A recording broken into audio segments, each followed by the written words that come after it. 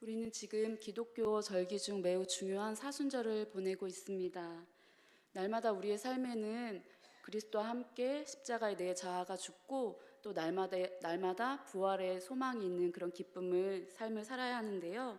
특별히 이 사순절 기간에는 주님의 그 십자가의 고난을 더욱 깊이 묵상하면서 더 깊은 회개와 경건의 삶을 살아드리면 좋을 것 같습니다. 주님이 가신 그 십자가의 길이 생명의 길임을 날마다 고백하며 이 사순절 기간 하루하루 주님의 마음을 더욱더 알아가는 은혜가 있기를 바랍니다. 오늘 말씀은 예수님께서 유대인의 명절이 되어 예루살렘에 올라가시는 길에 발걸음을 멈춘 곳을 소개하고 있습니다. 예루살렘은 성곽으로 둘러싸여 있어서 예루살렘 성읍 안쪽으로 들어가려면 문을 통해서 들어갈 수 있습니다. 12개의 문이 있다고 나와 있는데요. 오늘 말씀에 나오는 양문은 예루살렘 성벽의 동쪽에 있는 문이었습니다. 그 문의 역할은 여러 가지가 있겠지만 오늘 이 양문을 소개하는 것은 갈릴리에 살던 유대인들이 예루살렘으로 들어갈 때 이 양문을 통해서 들어갔다고 합니다. 예수님께서도 오늘 갈릴리에서 예루살렘으로 오시는 길이었기 때문에 이 양문 곁을 지나게 된 것입니다. 이 양문 곁에는 베데스다라는 못이 있습니다. 히브리어로 된 베데스다는 자비의 집, 은혜의 집이란 뜻으로 기원전 2세기 시몬이란 대제사장이 2개의 쌍둥이 못으로 만들었다고 합니다. 못의 목적은 성전에 필요한 물을 공급하고 또 유대인들이 제사를 드리기 위해서 성전으로 올 때 먼 길을 오는 동안 자기의 더럽혀진 몸을 깨끗이 씻고 또 희생양으로 가지고 온 양을 씻는 목적으로 쓰였다고 합니다. 그런데 어느 날부터인가 이 베데스다 못에 한 소문이 떠돌기 시작합니다. 천사가 가끔 내려와서 그 못에 물을 움직여준다는 것입니다. 그러면 그때 제일 먼저 들어가는 한 사람이 어떤 병이든지 다 낫는다는 소문입니다. 사실 믿기 힘든 소문이지만 한 줄기 소망이라고 생각하는 사람들이, 그 많은 병자들이 그 베데스다 못가의 행각에 자리를 잡기 시작했습니다. 3절에 보면 맹인, 다리 저는 사람, 혈기 마른 사람 등 각종 불치병에 걸린 많은 사람들이 모여들었습니다. 혈기 마른 사람이라는 것은 몸의 마비 증상으로 중풍병과 같은 병을 말합니다. 이 베데스다 못가를 한번 상상해 보았어요. 병이 낫는다는 소문이 있으니까 한 사람씩 모여들었겠죠. 자신의 의지로 온 사람들도 있겠지만 여기 맹인, 다리 저는 사람, 혈기 마른 사람 모두 자신의 힘으로 오기는 많이 힘들었을 거예요. 누군가의 도움이 필요했겠죠. 가족들이 그곳에 데려다 놓기도 했을 것입니다. 이 목가에 가장 먼저 들어가는 한 사람만 병을 고침받는다고 하니 서로 목가와 가까운 곳으로 자리를 잡으려고 싸움이 있었을 것 같습니다. 가끔 물이 움직일 때마다 그곳은 그야말로 전쟁터가 되었을 것입니다. 서로 물속으로 뛰어 들어가려고 실랑이를 벌이고 무질서와 다툼과 원망이 가득했을 것입니다. 자신의 그 질병의 무게를 어떻게든 견뎌온 사람들이 이제 베데스다 못가에 지푸라기라도 잡고 싶은 심정으로 찾아와서 이제는 하루하루 물의 움직임만을 바라보고 살고 있습니다. 그 연약한 자들끼리의 절박한 힘의 경쟁으로 인해서 패배감과 무력감으로 점점 더 그들을 절망하게 만들어 버립니다. 베데스다 못가는 이제 은혜의 집, 자비의 집이라는 말이 더 이상 어울리지 않습니다. 이곳에 38년이나 되는 질병을 앓고 있는 한 사람이 있습니다. 나이가 정확히 나오진 않았지만 그는 살아온 대부분의 인생을 그 육신의 질병으로 고통당하고 마음의 상처와 아픔으로 얼룩진 채 살고 있었을 것입니다. 그 사람이 이 목가에 언제부터 나와 있는지는 모르지만 자신을 돌봐주던 가족들도 친척들도 이젠 없이 혼자 남겨진 것처럼 보여집니다. 그 사람이 할 수 있는 유일한 것은 계속 이곳에 자리를 잡고 머물면서 물의 움직임만을 주목하면서 가장 먼저 그 못에 들어가는 그때만을 간절히 소망하며 하루하루를 살아가고 있었을 것입니다. 예루살렘을 향해 올라가시던 예수님은 베데스다 못가의 수많은 병자들을 보셨습니다. 그리고 걸음을 멈추셨습니다. 그리고 그 행각을 이렇게 둘러보시다가 한 사람 앞에 서시게 됩니다. 앉아있지도 못할 정도로 몸이 불편하여 누워있는 것을 보시고 오랜 세월 그 사람의 병을 앓고 있었다는 것을 아신 예수님께서는 이렇게 물으십니다. 우리 함께 6절을 봉독하겠습니다. 예수께서 그 누운 것을 보시고 병이 벌써 오래된 줄 아시고 이르시되 내가 낫고자 하느냐. 예수님께서는 그 병자를 향해 내가 낫고자 하는 그 질문은 질병의 중함을 그 눈으로 보시면서 하는 질문이라고 하기에는 아픈 사람한테 하는 질문이라고 하는 것처럼은 보이지 않습니다. 예수님은 왜 그런 질문을 하셨을까요? 예수님은 예수님의 그 질문을 통해서 자신의 그 내면을 들여다보기를 원하셨던 것입니다. 38년 된 그 병자 곁에는 수많은 사람들이 지나쳤습니다. 언제부터 그렇게 아팠냐? 가족은 있냐? 아니면 혹시 무슨 죄를 지었길래 그런 병이 걸렸냐? 라는 그런 무례한 질문, 때론 값싼 동정들도 지겹게 들었을 것입니다. 그 병자가 대답할 수 있는 것은 물이 움직임이 있을 때 재빨리 내가 그 못에 데려다 주겠다. 그런 질문만, 그런 얘기만 듣고 싶었을 것입니다. 그런데 예수님이 그 병자에게 내가 낫고자 하느냐라는 질문이 단순하지 않음을 병자의 대답을 통해서 우리는 또 짐작해 볼 수 있습니다. 또 다 같이 7절 함께 봉독하겠습니다. 병자가 대답하되 주여 물이 움직일 때 나를 못에 넣어주는 사람이 없어 내가 가는 동안에 다른 사람이 먼저 내려가나이다. 아니 이보세요. 무슨 말씀을 그렇게 하세요? 당연히 낫고 싶죠. 저를 봐도 그런 질문이 나오세요? 라는 대답이 예수님의 질문과 맞을 것 같은데 병자의 대답은 그렇지 않습니다. 병자의 대답은 꼭 예수님이 이렇게 물으신 것 같습니다. 당신은 왜 그렇게 오랜 시간 동안 그 자리를 벗어나지 못하고 있습니까? 여기에 당신에게 도움을 줄 누군가가 있다고 생각하는 겁니까? 당신이 정말 원하는 것은 무엇인지 알고 있습니까? 이런 질문처럼 느껴집니다. 그 병자가 대답했던 그 말 속에는 그 병자의 절망 가득한 인생이 담겨 있습니다. 이렇게 보시다시피 몸이 아파서 소문을 듣고 이곳에 왔습니다. 몸이 불편하니 움직일 수도 없고 이렇게 자리를 잡고 여기가 내 집인 것처럼 그냥 여기서 살다가 내 인생이 끝나버릴 수도 있을 것 같습니다. 어느 날 물이 움직인다고 하면 이 말을 듣지도 않은 이 몸을 가지고 목가로 안간힘을 쓰면서 내려갑니다. 가는 중에 이미 가장 먼저 도착한 사람이 환호성을 지르면 다시 어기적 내 자리로 돌아옵니다. 나도 언젠가는 저렇게 병 고침을 받을 수 있을 거야 라는 희망이 이제는 이 몸으로는 도저히 내 스스로 가장 먼저 들어갈 수 없겠구나 라는 초라함과 아무도 나를 도와줄 수 있는 사람이 없구나 라는 비참함으로 그 원망으로 가득 차 버렸습니다. 몸도 마음도 점점 쇠약해지고 사는 게 무슨 의미가 있을까?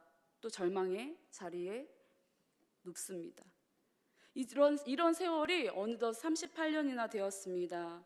이 깊은 절망을, 이 아픔을 누가 알아줄까요? 라는 의미가 담겨 있는 듯한 말입니다. 그는 예수님을 붙잡고 자신의 깊은 내면의 아픔을 드러내고 있습니다. 우리는 모두 각자 다르지만 베데스다 목가에 자리를 잡고 누워있는 병자들과 같은 시간이 있었을 것입니다. 이 시대 역시 철저한 경쟁 시대이고 자신의 성공과 유익을 위해서는 그 누구도 돌아보지 않고 전력 질주하는 세상입니다. 또한 육신의 질병, 뜻하지 않는 사고, 마음의 큰 상처, 도저히 해결할 수 없는 관계 문제들, 자녀의 문제, 경제적인 어려움 등 우리 인생은 그렇게 아픔과 상처와 실망과 절망이 있습니다. 이 모든 것들이 없이 평안하게 살면 얼마나 좋겠어요. 근데 사실 그렇지 않다는 것을 우린 너무 잘 알고 있습니다. 그러나 그 아픔과 상처 속에 주님께서 찾아오셨고 우리에게 낫고자 하느냐고 물으신다면 우리는 그 질문에 어떻게 대답해야 할까요? 주님, 아무도 저를 도와주지 않아요. 주님, 세상은 너무 불공평해요. 누군가 저를 도와주면 내가 이겨낼 수 있을 것 같은데, 돈이 조금 더 있으면 해결될 것 같은데 라고 대답하지 않으시겠죠? 주님은 이미 우리의 모든 것을 보셨고 또 다 알고 계십니다.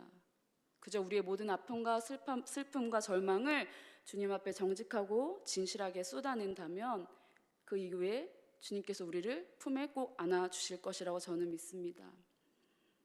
그 병자의 대답을 들으신 예수님은 이렇게 말씀하십니다. 우리 함께 8절을 읽겠습니다. 8절. 예수께서 이르시되 일어나 내 자리를 들고 걸어가라 하시니. 아멘. 38년의 시간에 그 아픔과 상처와 눈물과 원망과 한숨이 가득했던 그 절망의 자리에서 일어나라, 그리고 그 자리를 들고 걸어가라고 하십니다. 그 말씀이 능력이 되어서 그 사람은 나아서 일어나 자리를 들고 걸어갔습니다. 예수님께서 일어나 그 자리를 들고 걸어가는 장면을 좀 가만히 묵상해 보았어요. 누워있는 자에게 이제 일어나라고 하십니다. 근데 그 자리를 들어라라고 했을 때 그 사람은, 그 38년 된 병자는 그 자기의 자리를 보았겠죠. 눈에 들어왔을 거예요. 그 자리는 그의 비참하고 어두운 인생이 고스란히 배겨 있습니다. 정말 언제쯤 이 자리를 벗어날까 떠나고 싶은 곳이잖아요. 근데 예수님께서 일어나서 그 자리를 그냥 버리고 걸어가라라고 하면 이제 모든 인생이 새롭게 시작되었구나, 힘차게 살아야지 라고 이해될 수 있을 텐데 왜 자리를 들고 가라고 하셨을까라는 의문이 생겼습니다. 사실 이 자리를 들고 가라는 행위 때문에 유대인들에게 예수님은 더욱 박해를 받게 되잖아요. 그러나 이것이 안식일 규정을 어기는 율법적 문제로 보는 것이 아니라 그런 시각에서 조금 다른 관점으로 생각해 보았습니다. 38년 된 병자의 그 자리는 가장 비참하고 절망적이고 잊어버리고 싶은 순간들이 떠오르는 자리예요. 근데 왜 버리지 않고 들고 가게 하셨을까요?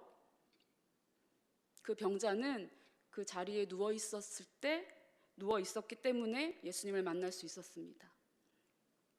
그 자리를 볼 때마다 예수님을 만났던 그 순간을 기억할 것입니다. 지우고 싶은 고통의 순간이 주님을 만났던 최고의 순간으로 변하는 것입니다.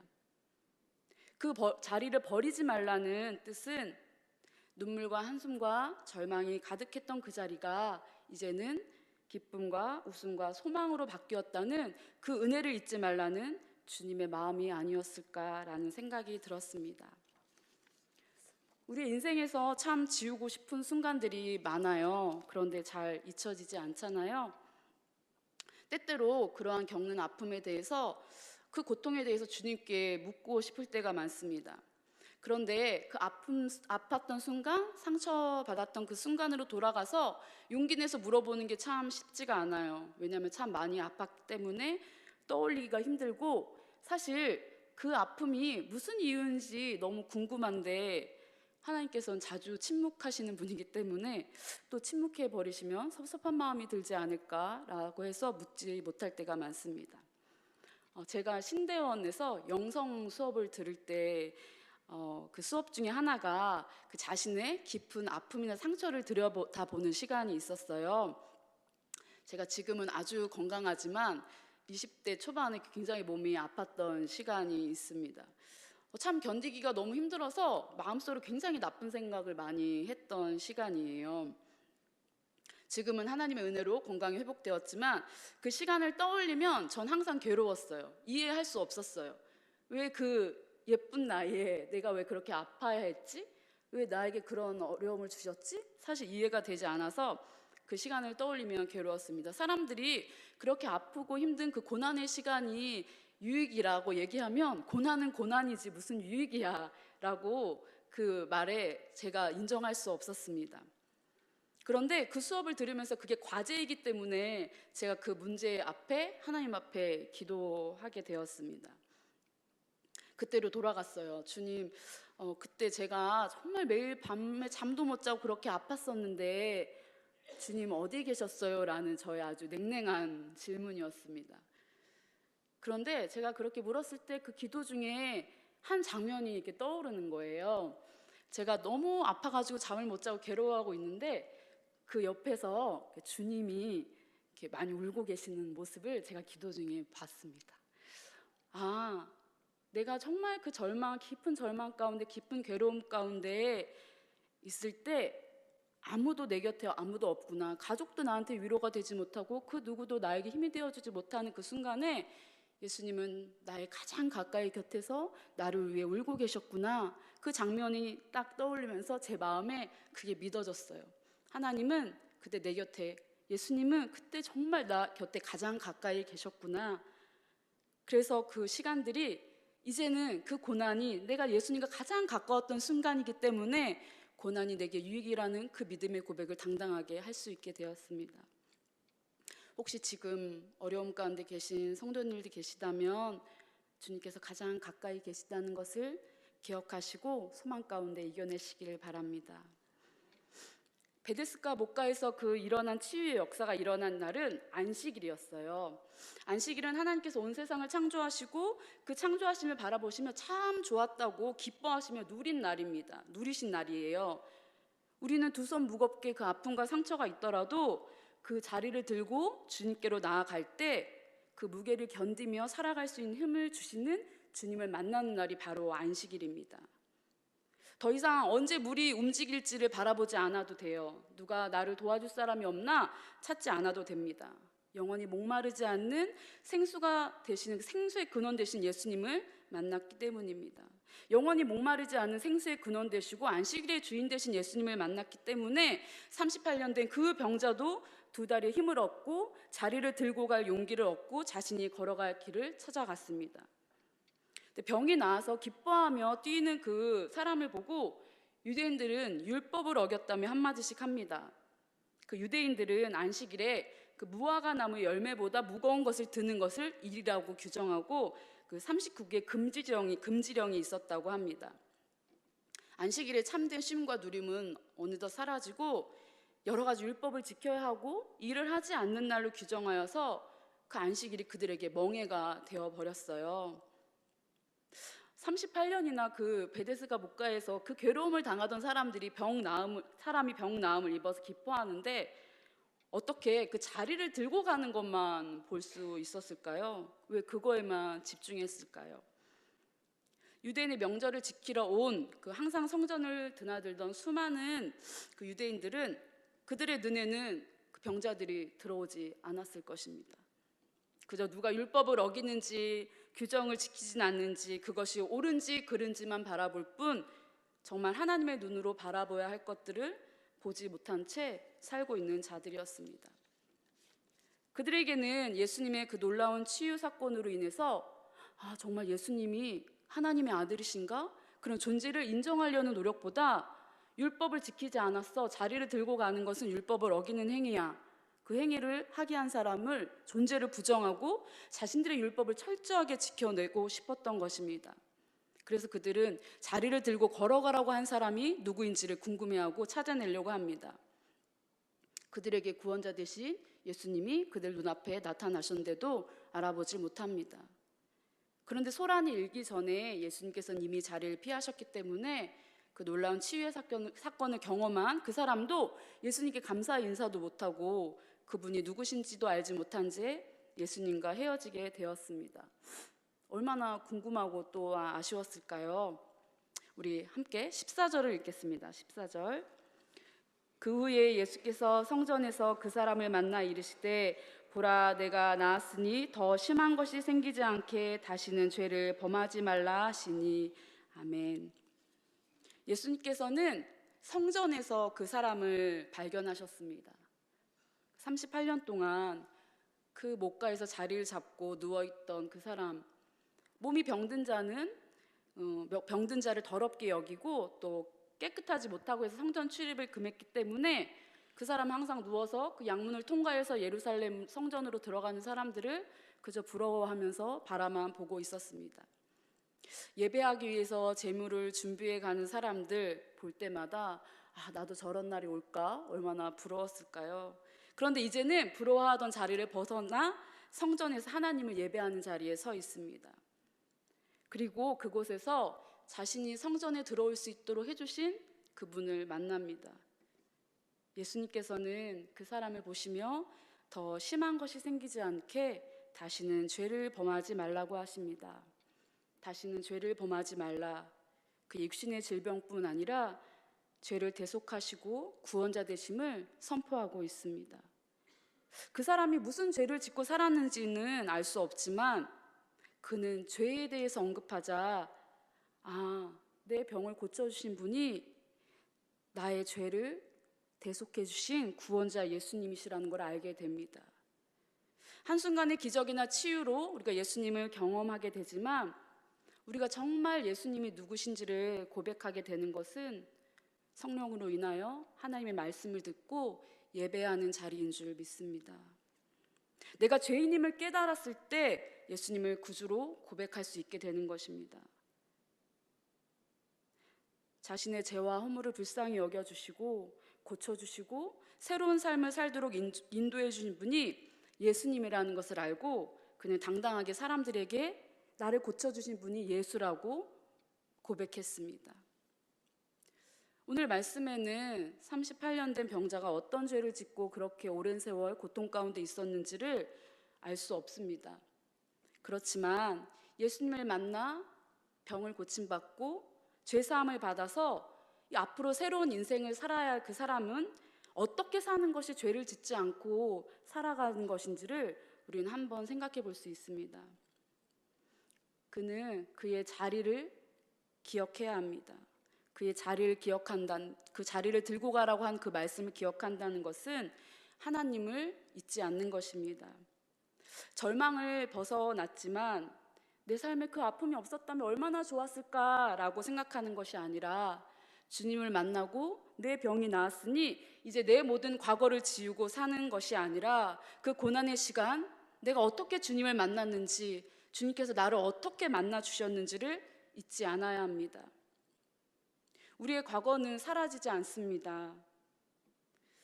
죄를 사함받고 새로운 피조물이 되었다고 말씀해 주시지만 우리는 그때의 죄, 상처, 아픔을 잊고 살 수는 없습니다. 그렇지만 그러한 죄와 상처로 꽁꽁 묶여서 그 무게가 너무 무거워서 온몸이 마비되고 마음이 굳어버린 사람처럼 사는 것이 아니라 허물과 죄로 죽을 수밖에 없는 우리를 그저 은혜로 용서해 주셨다는 그 하나님의 사랑, 그것을 잊지 않아야 합니다.